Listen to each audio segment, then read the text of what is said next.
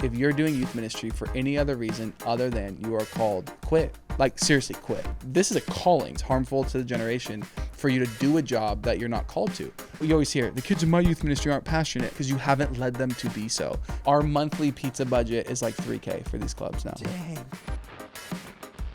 Today, we're going to dive into an episode with Ben Graves at a Daybreak Church in San Diego. And this episode is going to be great for leaders and anyone that's in high school that wants to reach their high school, and anyone that just has a dream to make a massive impact on youth. So we're going to dive into his story, how he did it, and what they're doing now, and I think you'll find it super inspiring. So Ben, thanks for coming up. Man, that's very kind. I feel like anybody, and you probably can relate with this, I'm like kind of living in this moment where I'm like, you think about your first yes to God and like what that transpires in your life, you have no idea. So as we were kind of talking before this, I'm like, I'm just excited. There's probably someone watching this today who is like hesitant to say yes to the thing God's put in their heart. And that would be our story, is like, you know, just saying, God, do something with my life. And, you know, you say very kind things, but it doesn't feel that way always, because it's just like an obedient step going forward. So, okay, my background's in YWAM, Youth with a Mission.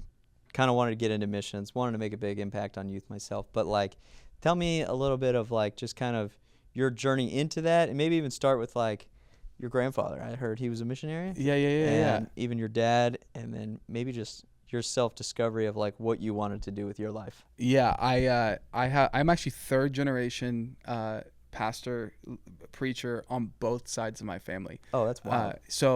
Yes, there's a lot of good things, a lot of trauma that comes with that as well. Yeah, totally. my grandfather actually dedicated 50 years of his life to a tribe in Panama. No way. First 25 years was helping them write a language. They didn't have a language. So This dude is brilliant, out of control, doctorate, master's degrees. So he literally translated the language into written form so that the New Testament could be translated. That so is like, wild. at the last 50 years of it, he was able to like give them their first physical, planted a ton of church there. That is crazy. Tons of cool stories out of that. So yeah, that would be on my mom's side. And then my dad's side, actually the first generation was in 1940s, 1950s. And it was one of the only churches in Tennessee that allowed black people into their church. And they actually got run out of Tennessee by the KKK. This is a true story. Moved to Santa Monica, California. It's still there. It's called Culver City Foursquare, I believe, is the church that's there now.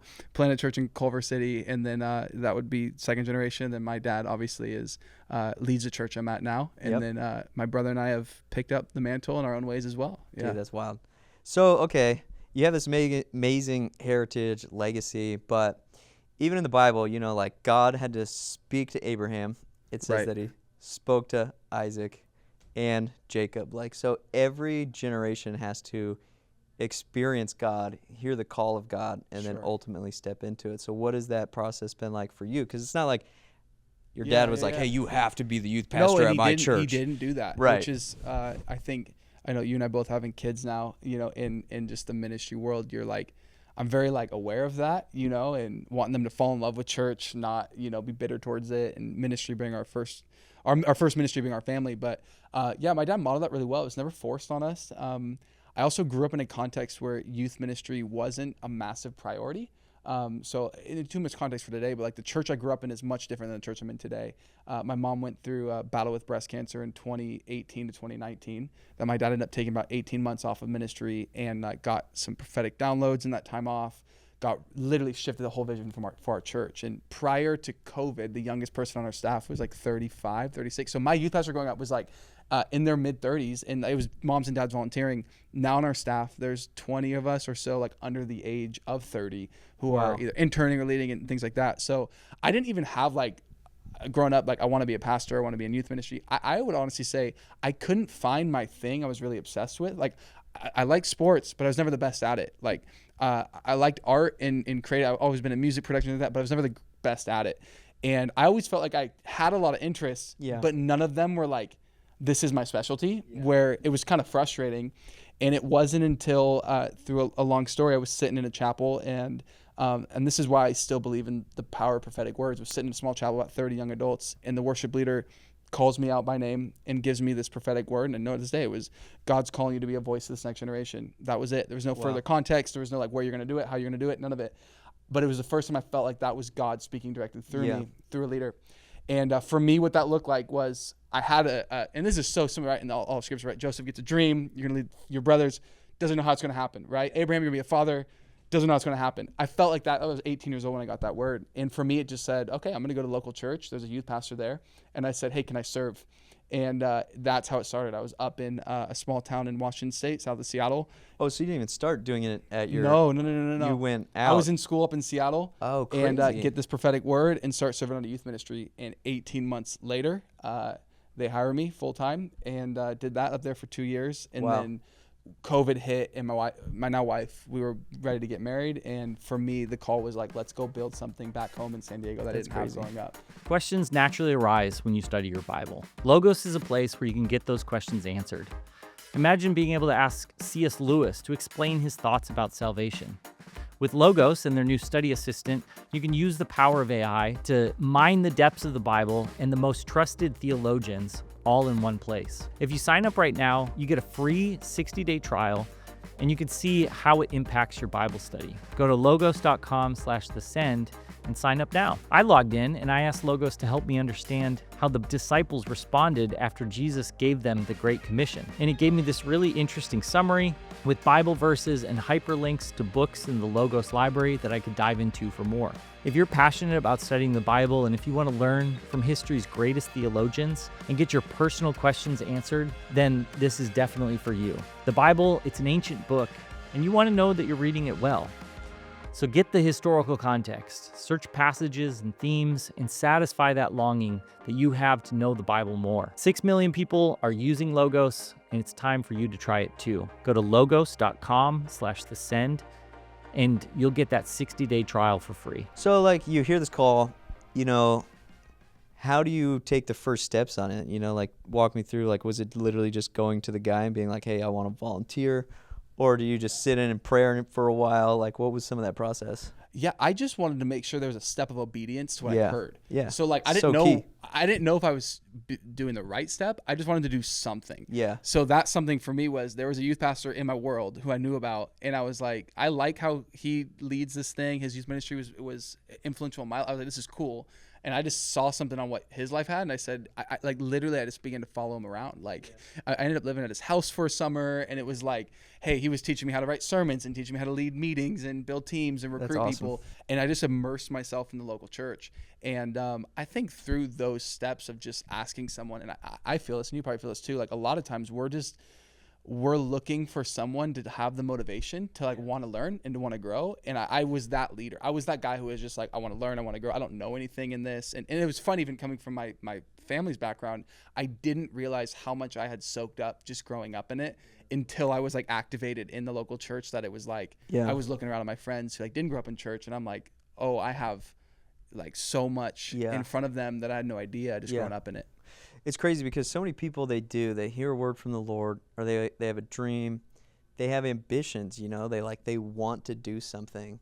But we say all the time, there's so many just journal entries full without anybody taking action or a step to even see how God would use them, And I think sometimes they sit around frustrated, but they don't realize you have to take action upon the words that are given, the dreams that you have. Right. So it's cool. So bring me down to, I think one of the first ways I heard about you was I was just trying to connect with any youth pastor, and everyone's like, you got to meet this guy, Ben. You got to meet this guy, Ben. And I was like, why? And they're like, he just launched his first youth night with 700 kids in a parking lot. And I was like, that can't be true. And then we got on a call. Yeah. And this was this must have been right when you got down to San Diego. Yeah? Yeah. So Tell me what that process is. You tell your dad, yo, I want to come back. Yeah, he actually didn't want to hire me. Okay. Not because I wasn't necessarily qualified, but he's actually a really incredible dad, and he liked the relationship we had, father-son, where I was working in church, but not his church. Yeah. Where it protected a lot of that. So he was actually a little hesitant to it at first, but his executive pastor ended up kind of going behind him, and then once it happened, it's been really beautiful. And I think that really cool. I think a couple of different things. I think God calls people to either leaders or to places, and you get the best of both worlds when they both collide. Yeah. And I felt like God called me to serve my dad, but I felt the call more to the location. And it was like, this is on. how I grew up. I am these kids. Yeah. This is where I went to high school. This is how I Yeah. grew up. And I felt like I think if ministry can be attached to answering a problem, you know, that you feel conviction about, it's going to accelerate. You're going to be That's passionate good, about dude. it. Yeah. So I felt like I didn't have a youth ministry that was calling me higher. And, Yeah. you know, when I was in high school, and it was kind of like, let's do that, man. Like, I felt like I was preaching to myself every week. Yeah. And so it was COVID, things were shut Right. down. So part of it was like perfect timing where there's Yeah. no sports and things like that. But I remember sitting in a room, and when I got there were 6 leaders that I kind of inherited from pre-COVID. There hadn't been a meeting in 7 months. And these 6 leaders were all parents. And on the meeting when I met them, 4 of the 6 decided just to tell me they're not going to be serving anymore. Okay. Yeah, so I had 2 guys move down with me from Seattle, and then I just started having coffee meetings with every young adult I knew from like high school days back then. That's recruiting awesome. for this team. And I went in our office, and on a big whiteboard, I don't know exactly where I got this from, but I just felt like the vision I had for our youth ministry was big. And I said, instead of just like talking, hey, let's have a big youth ministry. Yeah. I was like, let's put some legs to this. And I remember building an org chart in my office. We had no leaders at the time yet. Maybe Okay. 3 or 4 people volunteer. And I created 50 positions Let's for go, youth dude. leaders so that we could hold 500 kids. That was like, you know, and at this point I was 22. And I'm sitting in my office. That's and epic. I'm literally building like setup, tear down, you know, check it. I'm like building Okay. all the different, you know, campus ministry. And we didn't have any of it yet. Yeah. Yeah. But I just began to create an outline for what I felt like God was going to take us. And then I started recruiting leaders to these empty spots. And I worked for about 3 months, just like nonstop I would sit at a coffee shop and just set up young adults back and back and back and have these conversations. And instead of saying like, hey, come help build a youth ministry, I was like sliding a piece of paper with a job description I'd created in front of me. And I'd go like, hey, this is the team I think God wants you to serve on. You'd be my Dude, this is legendary. and we just started so we were doing these team nights with young adults. So prior to that big night, we had 3 nights with probably 50 to 60 young adults praying and worshiping, crying for revival in our city that probably nobody really saw. And it was just outdoor in this like little outdoor amphitheater.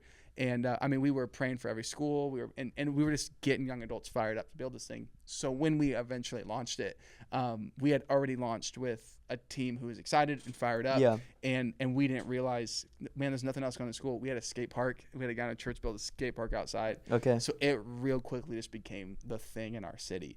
And then it was now the last, 5 years has been like, all right, let's add some systems and processes and discipleship and things to this like gathering. Dude, that's awesome. I mean, we were talking a little bit earlier of going like, I don't understand. There's so many guys that have like 10 kids that come on a week or 30 kids that come in a week. And I think that's awesome. Want to celebrate that. But also I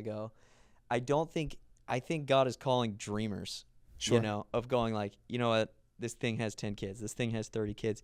But why don't we dream to reach 100 weekly? Why don't we dream to reach 200 weekly, 500, and start pushing the envelope again? I don't find a lot of people are putting in the time, energy, and effort Right. to go like, I want to reach that many students. And I feel like if you don't have the vision or the dream to go that big, there's really nothing that can pull you forward. There's Yep. nothing that can pull on the creatives in your community, that pull on the entrepreneurs in Sure. your community, that pull on people that are like, yeah, dude, I just want to reach every high school, Yeah. these wild ones. Yeah, the reality. I mean, just to speak to numbers for a second, like we do know this. Like just because there's a crowd doesn't mean Yeah. it's something significant God's doing. But Yeah. I do also kind of go like this.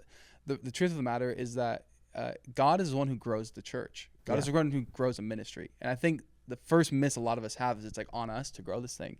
Yeah. So if God grows the ministry, my thought is this: if it's not growing, it's not God's fault, it's mine. And I just want to know, I think there's like a plant sitting here. I'll use as an illustration. Like I would say like a plant's not going to grow if there's a bucket sitting over it, stopping light, stopping sun, water, right? Yeah, that's and good. I go, I'm just looking at what are the buckets I've placed over God doing what God wants to do here, right? That's I good, think dude. work ethic is our job, scale is God's, right? Yep. So I think and I think we have to be content to go like, if I can go to bed at night knowing before the Lord I am doing everything I can to reach my city and honor my family and honor God through it, and awesome. the outcome is the outcome, Yep. But I think a lot of times those buckets are things like I think that we allow losses, or we allow just failures to inhabit the vision and the dream, and we're filtering Definitely. everything we're seeing Yep. through the time it didn't work, through the time kids didn't show up, and we've all been there, So right? true. You plan an event and it's like, there's going to be 1,000 kids here. And Totally. there's like, right. And you're like, you know, and you allow that to get seated in your heart. And all of a sudden you stop dreaming. I think that's the enemy. I think a lot of it too, and I'll go there for a second, is like, I think the lid to a lot of growth is our personal consecration to God. Like if you're hiding sin, if you are not living the way God's called you to live, don't expect. And it might grow for a season, but we've seen this play out too many times. Eventually it's going to come out. So I go, it's my job as a leader just to remove lids from our ministry and to be aware of if something's not moving forward. I can't blame God. I can't blame my senior pastor. I can't blame, the kids. You always hear the kids in my youth ministry aren't passionate. Why are yours ready? It's like, because you haven't led them to be so, right? So I think like Craig Rochelle has the funniest leadership phrase, and I love it. If leaders lead. And if your kids aren't going somewhere, it just means you're not leading them. And I think a lot of times we're frustrated at kids, or we're frustrated at the church we're in, or we're frustrated at how the ministry is. But God's appointed you to be the person there to lead that to where it needs to go. That's good. And I think like I just got to keep myself, like I got to have an ability to like let losses kind of wash off me. We should have an environment where we can fail. And swing for the fences. And I think young people, leaders specifically, they're attracted to someone who's carrying a fire and carrying a vision. And I've just learned, like, if you're like, hey, our leaders don't care about youth, our leaders aren't like fired up, they don't want, it's like, it's not a them problem. It's a me problem. It's so true, dude. How am I modeling this to them? So it's like, you kind of got to go first in a lot of this, but I don't know if that answers your question at all. I just nailed it. I just think when I'm thinking about dreaming and being excited, I'm going like, man, it is God's desire for your ministry to grow. It is. But how about this? Like, okay, now I'm motivated, but I got fear of trying to lift that bucket off this, you know? Can you speak to that, of going like, to the guys out there, like, yeah, I do have those dreams, but and I do want to break all these boxes, but I don't know as much if it's fear. I think maybe we can call it fear. It's fear of actually having to work hard. And I say that in the sense of churches, you're building church. It's an everyday, you're showing up and you're building. And I think a lot of times guys get into ministry and they see a send event or they see a youth night and they're like, I want to do that. And you forget that actually what gets that is you're not going to reap something that you were not sowing months prior. And I just realized a lot of the buckets, how do you remove it? It's like you getting intentional, and you got to have hard conversations. You got to have meetings where it's not always letting your leaders like get off with things that you can't allow everything. You have to have the difficult conversations where you're confronting things that are broken, toxic in your ministry. You have to have the moments where you increase your prayer life alone and you say no to certain things in your own life to see God. Like, when was the last time you fasted? When was the last time you got on your face for an hour straight and pray? When was the last time you went and prayer walked to school? And I think a lot of it is like, you do these things long enough. Like, a lot of the fruit of our youth ministry is people see maybe the big event or whatever, and I go like, yeah, but every single week, Tuesday, Wednesday, Thursday, there are a group of college kids going to Costco, picking up pizza, driving to a school, getting into the school, setting up a club, doing a club, tearing it back down, going every single week, every single day. So it's like, we do that every week and it's part of our rhythm. I'm not surprised by the fruit because I know we're sowing the right seeds throughout the week. And I think if you can get that work ethic of like, this is not, I know, like, I think a lot of times people think church is like, I just write sermons and I sing songs and it's like so fun. That's an aspect of it, but this is still a job, you know? And it's like, will get out of it what you put in. I think for young leaders, I'm like, if you could just get that building mentality, that's what I'm looking for. It's a guy who's obsessed with the building. It's like, I want to have the meeting. I want to sit there and tinker with this. I want to dream. Talk about this. So you got to have a long-term mindset when you're a builder. Right. So many guys come into youth ministry, they're just like filling in for like 6 months. They're filling in for a year at most sometimes, or they're just going like, I just want this stepping stone because I want to be a lead pastor. Talk about, dude, we got to shift the culture of youth ministry by having guys come into it with a long-term mindset, and that's what you have. And then therefore you're able to build that vision. But like, let's help these people watching shift this mindset in the youth ministry next gen world. Nothing great happens overnight. And I know it's coming from a guy you're like, your first night had, but like I said, scale is God's job, right? So I would say we really haven't been doing great things until really the last year or so. It took us 4 years to get to a place where I'm like, it's consistent and kids are getting discipled and being sent out, and it's probably more where I want it. But I think for me, and this is where I think we got to take responsibility, I'm talking to myself, is I came up in an era where a lot of my heroes were youth pastors who were like 10, 15, 20 years, and they were doing this thing and they were called to it. And I just go, if you're doing youth ministry for any other reason other than you are called, quit. Like, seriously, quit. Like, it's harmful to kids. It's harmful to the generation for you to do a job that you're not called to. Remember, pastoral ministry is not like the same as working at Starbucks or working at a corporate job, like where it's vocational. This is a calling, right? So if I don't have the call of God on my life to do this thing, like you're hurting everybody else in your path. And that's why you get the stats, like, 18 months, someone rotates through. And I just feel like, for me, if I can invest 10 years, Chad Veach told me this one time. He said the greatest resume you will ever have for the rest of your life is sowing 10 years into one youth ministry. And he said he still to this day doesn't travel anywhere where someone doesn't reference the 12 years he spent at one youth ministry on how a conference he did back then or an event he did back then or whatever. And it just spoke to me going like, I think I got to always be looking for how to move up in this thing. And it's not about moving up. It's about being where God wants me to be. And I go, if God's called me to pastor these youth in this season, I would just say, let's go practical for a second. If God's called you to these youth and you feel that, give it at least 4 years. Like, let a class go through. Because if he called you the kid, he didn't call you there for 12 months. He didn't call you for 1 year.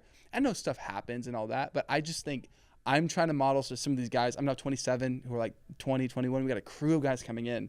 Like, this isn't like something I do for fun. Like, this is the call of God on my life for the season. And until God releases it, and I go, until I stop feeling like a burden when I look out to a crowd or when I walk onto a school, when I stop feeling that, then I know it's time to pass this off to somebody. But I haven't felt that release yet. And I don't think God lets you release that until you've seen through what he's called you to do. And I feel like, we're just getting started, to be honest. It's and awesome, dude. I want to inspire guys to do it for the long haul. All my friends who I look up to in youth ministry, none of them were 18-month stint guys. They were all 10, 12, 15 years. And I think it's respectful. There's some legends out there. Dude, I'm getting blown up, man. This is good stuff. I want to personally invite you to come to the Send Conference. We're gathering for 2.5 days to encounter Jesus, gain clarity on our purpose, and actually live our faith outwardly. Not just inspiration, but real activation. Thousands of believers are coming July 23rd to the 25th, 2026 at the Anaheim Convention Center. If you've been wanting to anchor your year in Jesus and step into what God is calling you to, or if you're living missionally and you're ready to go to the next level, this is for you. Join Francis Chan, Christine Kane, Andy Bird, Carrie Job, Circle Rider Music, and Jesus Image Worship. Everybody's going to be there, and I'd love to see you there too. Registration link is going to be in the show notes. Check it out. I want to just put the thing down and just go to youth ministry right now. Yeah. I'm fired up. It's the best, dude. It's the literal best and the really hardest is. thing. Yeah. I go, if you can, every facet. I go, Yeah. like, nothing's going to prep you, youth pastor, to be a senior pastor better one day Yeah. than learning how, because it's a mini church, Mhm. like you get to build, and then you're working with people who don't want to be there Yeah. for a lot of time, But we've There's talked- so many aspects of it that are so fun. We've talked about this too, and then I want to get to high schools Yeah. and how you've found high schools to be such an epic mission field. But let's talk about more on the long-term wins and the Sure. long-term mindset, because Yeah. like you're saying, a lot of what I've been trying to do is going like, hey, I want to connect with as many youth leaders now who want to build, because when God does release you into that next season, most of them go on to be lead pastors. And I've found it pretty hard to unite lead pastors because they've already kind of like made their course. Sure. God's already spoken to them in this certain direction. But I find that youth guys are way more wanting to collaborate, because like there's not a lot for youth guys, to be honest. Like there's a lot of lead pastor conferences and there's a lot of those different things. So I'm going like, man, how do we bond together more in this season of our lives so that 10, 15 years from now, Yeah. that's when we're leading now, right? Yes. But like, how do you set up to then lead as a lead pastor? How are you using this season?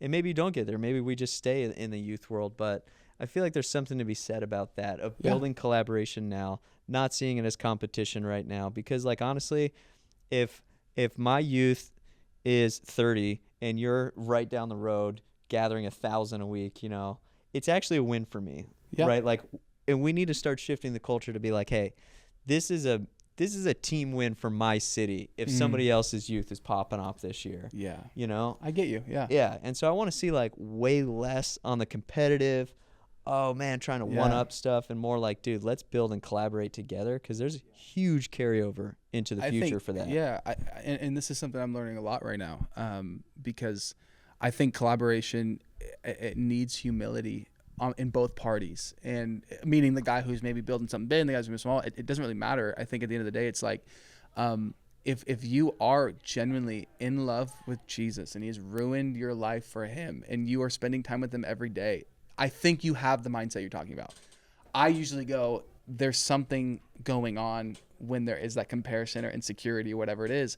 And I think it's just our job to always be the one to lead, to take those walls down in people's life. Meaning, like, you know, whatever preconceived notions they might have of someone based on what you build, I think you do your best to make yourself small in the eye and be connected and connect in that way and be humble. So I'm kind of going, when it comes to collaboration, I'm like, instead of leading with, look what we've done, lead with a weakness. You know, it's real practical, but like, I remember sitting in this room with a couple, they were all lead pastors who I should not have been sitting with. They were all guys of heroes of mine. I happened to be in this room, and they're all talking. In my head, I'm kind of going like, what do I add to this conversation?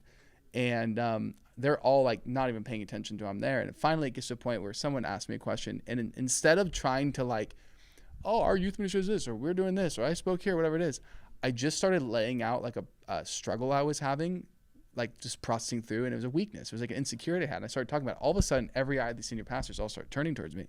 Before I know it, I shifted this entire dialogue of like heroes. All of them are now just answering this problem that I was having. And all of a sudden, I'm like the center of the attention in this conversation. Not because I tried to fit in and add what I can do.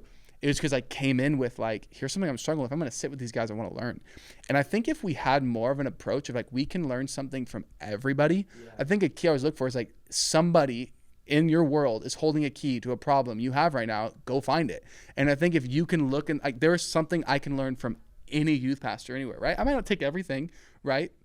But if we approach conversations and dialogues, I think as leaders more as like, let's learn, we're all children, sons and daughters of God. Value is not predicated on outcome or outright. And I think the guys that we know who are really, really successful in doing things in a ministry space usually are the most humble and kind guys you've ever met. And I think as youth pastors, like, we got to model that ourselves and make sure we're approaching every conversation and dialogue with a sense of humility, trying to learn, trying to ask questions. And I think if that was how we all approached it, I think there would be a brotherhood and a friendship. I mean, it's so the enemy to try and divide and keep you isolated in building church. And I think it's our job to make sure we stay connected. I mean, we're all building the same thing here. We might have different opinions in different areas or different minor theological things we disagree on, but at the end of the day, we all want to see students reach for Christ. Yeah. So like, let's lay that stuff down and be friends, be normal. I always said, dude, don't be weird. You know, like if all you ever can do is talk about church all the time and you have no hobbies, you have no friends, right? I go like, just be a normal guy too, right? Totally. Like that can connect to people. That's so good. Okay, let's talk about high schools. Yeah. Dude, you have a huge passion to reach high schools. We just did that youth pastor summit down here. You sent up Anthony. It was all about reaching high schools. He's amazing, huh? He was unbelievable, seriously. But tell me, like, so many churches are just wishing that kids would come to them and come to youth groups instead of going like, hey, maybe there's a way that actually I'd go. Sure. But like, tell me how you got onto a high school, got the idea to go to a high school. Did the Lord speak to you, or like what? Yeah, it was COVID. So my first thought was, what's FCA or young, like what's happening in our area? And came to find out COVID had obliterated funding and things like that in some areas. And not all the schools, but the school right next to our church had 0 Christian clubs. And that was what got my wheels turning on it. I go, we got to figure out a way to do this. And through some God-ordained relationships and friendships and people who had been doing these things in different parts of the country, we just began to kind of create a process to begin to get our team onto a school. And it was student-led. There was an incredible lady in our church who worked in the school board, who kind of helped us create some like language for like the manifesto so that they couldn't shut it down, which all of this now we've like systematized and now we reproduce it. But how it started for us was we went to our youth ministry and we did a night. This was in 2021. Did a night called I Love My Campus Night on a normal Sunday night. And the call to action was to reach your school. And we had QR codes set up for all the different schools because one of the things you needed was about 10 kids to sign a petition to start a club. Okay. And we in one night had 5 local high schools get well over 10 kids sign the petition. So step 1 was done. And then we started creating little leadership teams with the kids. So like I would for our youth ministry, we had leadership positions students could apply for, and we would just go find kids. Like if it was a kid who was influential and loved God and was on our leadership team at church, we were like, hey, would you help us pioneer this? So they were all student led, and then our team would kind of come in and set up the back end work for it. And we did one went to 2, the next year went to 4, the next year went to 6, and now we're sitting at 8. Wow. And now it's like we don't want actually any more in our world. We're actually hitting on local ones. I've now just started reaching out to guys. Yeah. We don't need to drive an hour every week to go to a club, right, where there's a youth pastor there who should do it. So how many guys, you have this thing going with where you're coaching some other youth guys to get on high schools. Between all of those, how many high schools are you guys reaching weekly? Oh man, I think we're probably close to 100 of like guys who have been like influenced by it or that we've walked through it, and not even just in California, like all over the place. Right. That's epic, dude. Yeah, but it's incredible because once you get there, I think that's where the learning is right now. Is how do we make the experience better? So what we've done is we've said, like, let's mimic what we do on a Sunday night. We do youth on Sunday nights as much as we can. So I'm so in the weeds with it. I'm like, the playlist that's playing on the speaker we set up outside is the same playlist that we have at youth. The signage that's outside is going to mimic the signage, but just with the school logo on it instead. Like, we try and mimic what our youth ministry looks like. We do the same type of prayer and praise request moments. Like, and what's cool with it is, like, we'll be in a lunchroom, and it's so normal for us on a Sunday night for us to, like, hey, I feel like God wants to speak something specifically to one person, and we'll do that on the school, right? So it's like we just try and give these students an exposure to, like, of course, church at their school, but also what it would look like to come to our youth ministry on a Sunday night. Okay. So they don't show up on Sunday night. They're like, this is so different than what's happening at school. Okay, like let's just say I'm a youth guy, or I'm a high school student. Sure. I want a club, or I want to do this. Yeah. Give me some of the first steps, maybe do it from a youth pastor's perspective. It's they got a high school right what I would do is I would find 4 kids in my school who go to the same school. I'd take them out to In-N-Out after youth. What was what I do? I'd take them to In-N-Out after youth. I would buy their food. Yep. And I would sit with them and I would say, hey, I think God wants your school to meet Jesus, and I think you are the right people to be a part of this. Okay, so and I'm pitching vision on them, right? Yeah, you're identifying these 4 guys or 4 girls. guys and girls. Hopefully 2 guys, 2 girls. I think that's even better. Okay. And I go, would you want to do this with me on taking what's happening at youth? Hopefully you want to find people who have been, obviously saved, who are on fire for God and wanting to be used by God. And I go, I can't do this on my own. I think God wants to use you. And I always use this. I always say, what do you want your legacy to be when you graduate high school? Okay. I go, imagine your legacy is you brought revival to Carlsbad High School, that hundreds of kids gave their life to Jesus because you decided not to make high school all about you and your sports career, but you decided to make it about people finding Jesus. Okay. Imagine. I'm a vision caster, right? Yeah. So Love they're this. sitting there going like, yeah, man, let's go, right? Yep. And a different personality. I go, sweet. We have a 3-step process how to do it, right? So you gotta go get a teacher to say you can use my room. So we literally send them out that week. I would send that week, hey, go find your history teacher, somebody who hopefully is a believer. So they have to find maybe a Christian teacher or just a teacher. Or, we've done some where some of our clubs, there's like a massive pride flag flying behind us. It's not right? So like, it's just whoever was available to do it. Yeah. God's blessed us with some incredible Christian faculty who have like gone us on. But yeah, you find a teacher. Yep. And then they have to get a petition signed for a club to start. This is anywhere in the country you found, right? So like universal. We do this at our youth nights, but they can just literally take a piece of paper and go to one of their classes and say, hey, will you sign that? I want to be a part of this club, and do it. And then every school has some version of a club launch season or some process. So in California, most of this is at the beginning of every semester. Yep. And there's usually a deadline. You have to submit your application for your club. Yeah. And that's where you can either. And so are they doing this club thing over lunch hour? We do it over lunch hour. Yeah. Yeah. So because what's the invite? Like, hey, come to my club. Mm-hmm. We're gonna talk about Jesus, Bible. Yes. Pizza. What are you? Our club is literally called Daybreak Youth Club. Love that. And nothing crazy. My friend, I'll shout him out, in Orange County, their church is called Oceans Church. Yeah. And he calls his club Waves Club. I think it's really cool. I think you can find a creative name with it, whatever, We intentionally just use our name because Daybreak is a bit, abstract in its own self. So, and then the ask is usually what we're doing is we're going to our youth nights, and it's a consistent system back and forth. So every Sunday night, if you were to come to our youth night, every announcement is club this week. Come, you go to Carlsbad High School, and we have club leaders outside. And then at And then school, are you allowed to show up to these clubs? absolutely, yeah. So And your staff team is allowed to show up and we hang gotta out go with through the we gotta go students? through the whole process. But just like any adult could go be invited to visit a club. So if the Marines are doing a lunchtime thing, they can invite people to it. If any of the clubs. So what we have to do is get put on an invite list as a guest speaker or a guest to the club. Yep. And we are just on an every week basis. You got to go through the background check and go through the school district and all that. But it can happen pretty quick. Yeah. And then every week we have different teams that are going to these. We bring food in, which You some schools feed these kids? Oh yeah. So like one of the What do schools. you bring them? It depends. It's usually pizza, Costco Alright. pizza. So we have incredible people at our church who have signed up to donate to pay for pizza for all these clubs, which I love is really that. cool. And then on special ones, man, we'll do we'll do a Taco Tuesday sometime and like That's get cool. a ton of tacos and those clubs blow up and but part of it is it's consistency. Our first club was not 300 kids. The first club was like 20 something kids, right? And then the next you just keep building. Quick word to pastors and church leaders. If your heart is to see people activated in their missional calling, we would love for you to be part of our next Activated Church gathering. This is a space for pastors who want to learn from other pastors and leaders how they are effectively activating their people to mission. We know that this will be a time that'll strengthen you and inspire you. And if that resonates, fill out the interest form below. We would love to connect and explore what partnership could look like. Wait, so do you have some clubs that are reaching 300 kids? Yeah, for sure. Now, That's but like wild. But like Carlswood High School for the last 4 years, it's been every single week. So we're now in the gymnasium every single Thursday at Carlsbad. Okay, hold on. So And it's a you're Christian getting- guy. Yeah, okay. So you're getting, let's say you're getting pizza for 300. I mean, that's wild. I Yeah, thought it was our like one box of no, no, no. Costco. Oh, I no, was no, like, no, no. oh, I'll donate that. Our monthly pizza budget is like $3,000 for these clubs now. Dang, that's Yeah. awesome. Yeah.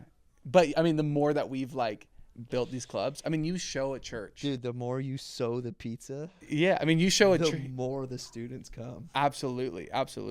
So I mean, we told our church like, hey, we can be frustrated about what's happening on public schools right now, or you can pitch in and help us bring the gospel every week to these public schools. And people were like, take my money, and Yeah. it's so easy, right? You just buy Turn Taco Tuesday into Jesus Tuesday. Absolutely. With tacos. Yeah. So most of the kids like come only because they hear there's free pizza at lunch, right? Yeah, it's gotta be a great outreach strategy. Right. And then they 'Cause show all the up. Christians are like, yeah, I know I'm getting free pizza, but then they'd be like, bro, why don't you come and get some free pizza? And Absolutely. Then, okay. We'll do events on campus now Yeah, too. yeah. So like we'll do like on the week of our big youth night, we'll give away Disney tickets Okay. at a school or something and So- do the whole thing. Why high schools? Why students?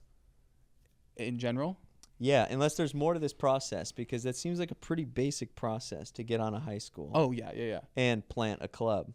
I always think about it this way. I go like, if a senior pastor, like if there was a place other than jail that your adult congregation was stuck at all day, like they're 9 to 5, Yeah. and they couldn't leave, and you had access to go there and feed them lunch and preach to them, I think they would be doing that too. Yeah. So like logically, it just like makes sense, Totally. It's like prison ministry. It's why it's so great. Yeah, 'cause it's a they're captive stuck there. audience. Yeah. But like we really get that. We get that opportunity as youth pastors. So Yeah. for me, it's like it's a layup, dude. Like Yeah. it's like, why would you not? I always just tell guys like make it a pillar. So I was like what is like the foundation of youth ministry? I go, your gathering matters. It really does. Like Yeah. because kids won't come to something that sucks. So your gathering does matter.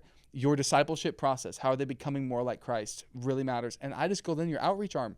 Like, what is your outreach arm? And I go like, sure, you can post on social media to the algorithm. You can. I just go like, we had a moment a couple years ago where like we have the opportunity to either invest a lot of time into trying to make content because of COVID, like we were kind of getting into Yeah. it, or we can invest the same time into this campus ministry thing. Yeah. We like cut all the social media stuff out and went all in on this. And man, Come I'm on. so grateful we did. And Dude, now we're that's like awesome. 4 years later going like, let's try the content thing again. You Yeah. know, like now that this is already going. Yeah. So I just think like social media youth pastor is not a pillar of your youth ministry. It's just not.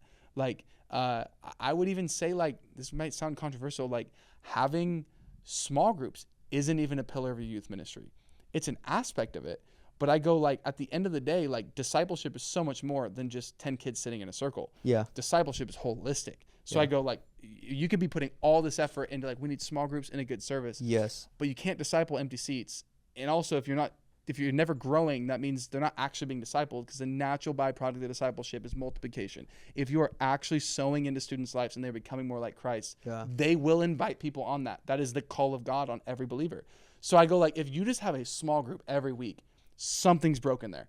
which means I just want to be equal in all these areas. I want to constantly be reaching the community through campus ministry. I want to constantly be, like right now we're in this thing where we're trying to work on seniors going into their senior year, taking a small group of them, walking through like biblical worldview, financial peace university, like a small nuanced group. Like before they go to their senior year, I'm just like, let's get them in an office, for 8 weeks. And it's like, how do you do that across the board? You've got to prep these guys to go dominate university. Instead of letting university dominate them. And So absolutely. it sounds like you're figuring that out, which is epic. But that's, to me, more meaningful, honestly, than like, totally. An awkward turn to 10 people on the back end of a youth night, and like no one's being honest, no one's confessing sin, no one's being vulnerable, and it's like, let's just talk about the sermon with a leader you don't see ever, So I'm like, this is good, dude. Right. So I'm just being practical. I'm like, well, let's do it on a club, and what it does to the life of a student to like be bold about their faith on a public high school. It has given us some of the most bought in, on fire young people I've ever met. Like people come to our youth nights and like, why is everybody like? It's because they're actually about this. Because like it's they're doing it at their public high school. It's gone beyond. It's gone beyond just their thing they do at church. Yeah. It's now like I remember. I can maybe end with the story. This kid we baptized. We do a baptism every Sunday night at our youth ministry, and this one kid gets baptized. We always capture it. They read a testimony of what God did in their life. We baptize them, and then we go back into a worship song, and we posted this one baptism because it's a powerful story on our social media. And he goes to school that next day, and he said he's sitting in like his first period class, and he's hearing from like phones behind him his voice and his testimony playing in this classroom. Whoa. And he's like, it was the moment I realized like, whoa, like what I'm doing with God is no longer just between me and him at church for an hour on a Sunday night. This is now broken out, and now I'm hearing it here. And he's now one of our club leaders and the whole thing. Oh, that's awesome. But it all started because he had this moment where he's like, I was just telling this, like Nancy Pierce, who talks about truth being something not just that's in the hidden upper story of our life, but truth is holistic. It's everything, which means it's also got to be what everybody sees and hears. Yeah. And it's got to inform the reality of everything in our life. Yeah. So I think it helps kids at a young age learn, if I'm going to talk about God at church or at home, I'm also going to talk about God in a classroom and at school. It's going to be total truth. It's going to be my whole life. Everything is now centered around Christ. And do you have any idea, do you think that you're reaching more kids weekly at school than you do on your Sunday night at church? It's hard I mean, probably for sure on some weeks. The cool thing is we have not had a youth night in 4 years where there's not been less than 8 first-time students coming because of this. Like 8 is the lowest number we've had in 4 years of a first-time student coming every week. And it's become normal for us. That's awesome. But it's because seeds are being sown every week. Let's talk about this for a second, man. Difference. How about I phrase it like this? Like, what is your vision to reach SoCal? And we've talked about it a little bit different. Like, being in Southern California, reaching the youth of Southern California, it is different than reaching youth in the South, in the Bible Belt. But, kind of just any thoughts, or you want to elaborate on that? Sure. I just think it's like, it's unique here because, I mean, it's very common that you'll meet a kid and you're explaining the gospel and they've never heard it before. It's very common, where that's not common in other places.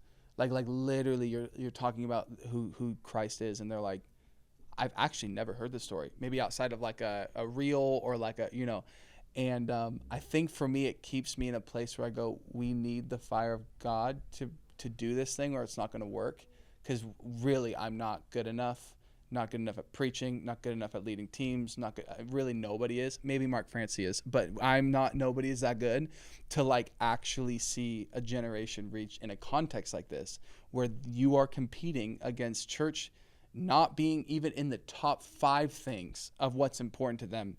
In the realm of like, you could go to the beach, you go to this thing, you go to that thing. I mean, you're talking about endless opportunities to do whatever, especially in our little, it's a very wealthy area as well. So it's like these kids also have money on top of it.